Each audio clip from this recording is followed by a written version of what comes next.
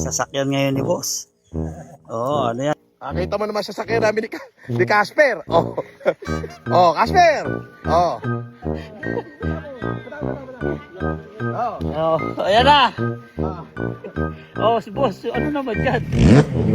Tingin naman. Ay, si boss, oh. Oh.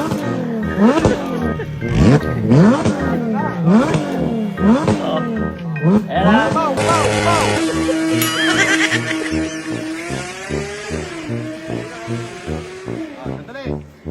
Para.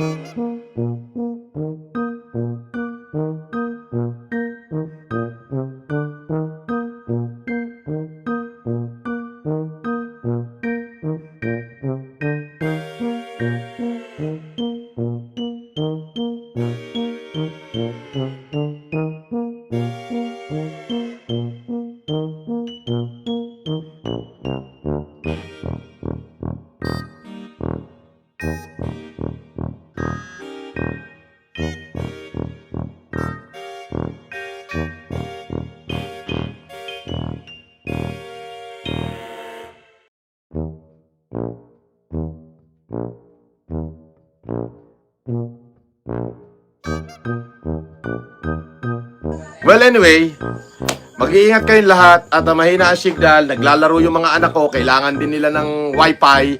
Inagaw ko para ako'y makapag-vlog at makumusta ko kayo. Maraming salamat sa $1,200 na pinadala nyo ngayon. Ha? Huwag nyo masyadong damihan yung palibad at makabainggit na naman sila. Baka sabihin, nang bubudol ako. Pabudol naman.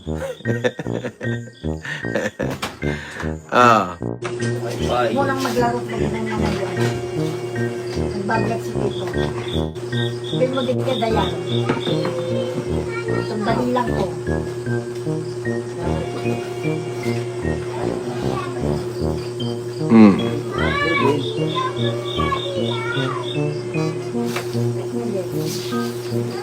Talo ka na balay da.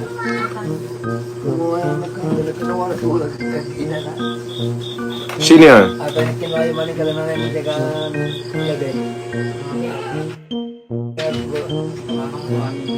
Kinuha naman ang ka. Adi dalawa, nanang ko, at saka si Tata Berto, kita mo naman.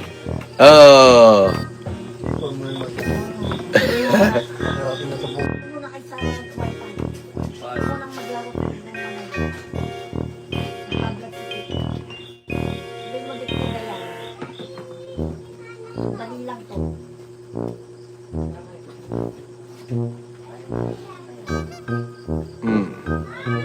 Sino yan? At ang kinuha yung maling kalanang na yung jagaan gabi. Kinuha naman ang ka.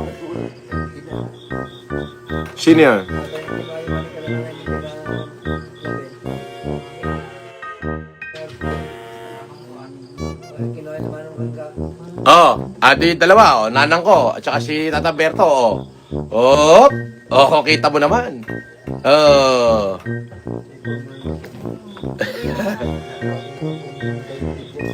Lagi naman nila kayo pinopost. Di pagka pinost nila, didimanda nyo na. Di ba? Hindi naman kayo, privado naman kayo. Para meron sila pupuntahan dito sa Cagayan. Di ba? Ganun lang yun. Ilabas nyo na nga yung ilabas nyo na yung pamalabas mo na yung madyong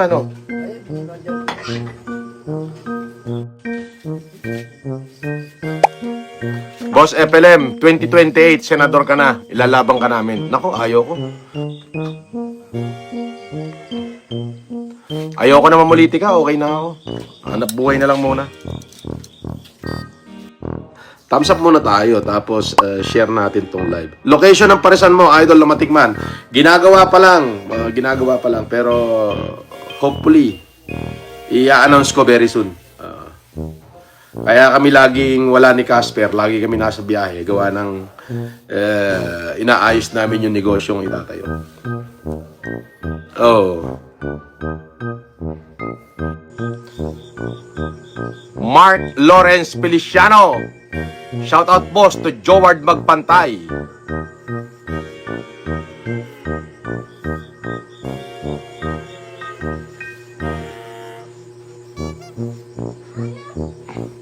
Bakit nasa kulungan ka ng manok? Hindi, ano to? Ito yung pinagmamadyungan namin, oh. Ayun, lamesa, oh.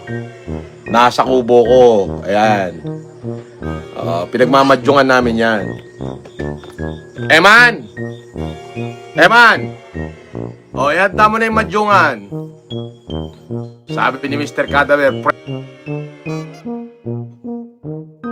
sabi ni J. Bram, abuloy ko sa'yo yan, naghihirap ka na. Ha? Salamat! Ganyang kakatanga. Nakita mo? Para mapansin ka ng isang FLM, kailangan mo pa talaga magbayad, dolyar pa. Di ba? Ayun. Anyway, thank you. Salamat.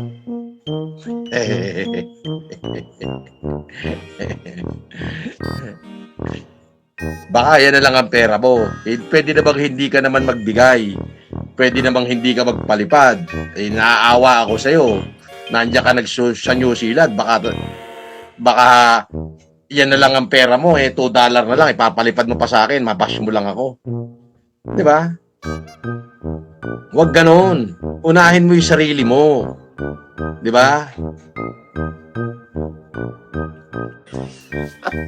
Boss, di ka naman Marcos. Sino may sabi sa'yo? Dito nga nanay ko. Andito rin si Tatang Berto. Hindi nga nila ba question yung pagka-Marcos ko? Questionin nyo pa. Ang galing nyo naman.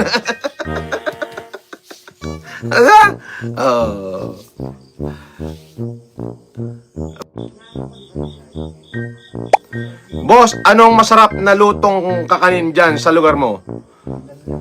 Binalay. Hindi nila alam yung binalay.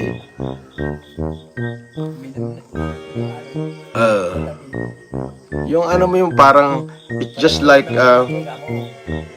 para siyang fish cake na ano. Parang suman daw na malalapad na malalaki tapos meron siya sauce. Yung para suman sa lihiya. Parang ganun. But what they did here in the province is yung sticky rice yung ginagawa dyan sa sa Cafe de Malate, yung sticky rice, sinasaing yung sticky rice with lihiya. And then babalutin nila yun na para suman na malapad, 'di ba? Tapos may sauce. The same thing, but what they do is yung sticky rice, they grind it like a flour before they do the same thing. Parang ganon. Habang tumatagal, lalo pumapangit ang background mo. Boss, bakit anong problema sa background ko? Nandito ako sa suga, nandito ako sa badyungan.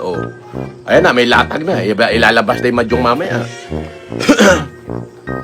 May libangan kami rito. Di ba?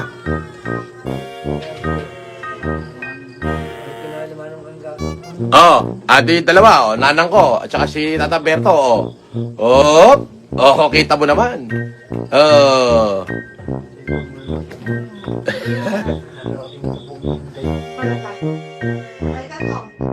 Ay, okay na, eto na, live na ako. Huwag nyo lang i-interrupt. Ayoko may interrupt to. Isang saud ka.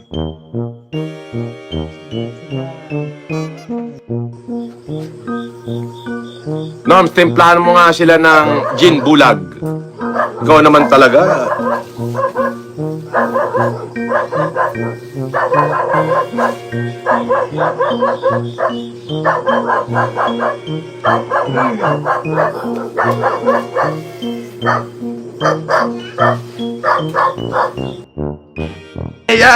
Andito ko sa andito ko sa Batis. Oo. Andito, syempre, it's feel to be home, di ba?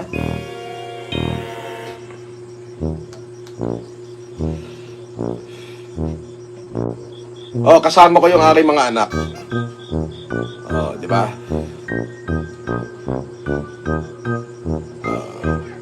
Andito, kay Nanang.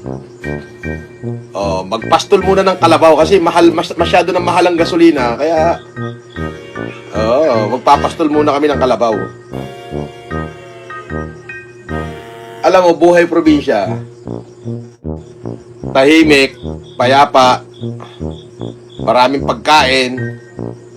Yun ang masaya. Na-miss ko yan, yung buhay na yan. So, since Holy Week, so, I decided na get together kami muna lahat. Di ba? So, na-miss ko silang lahat. Ako ay ex-convict, convicted criminal at scammer.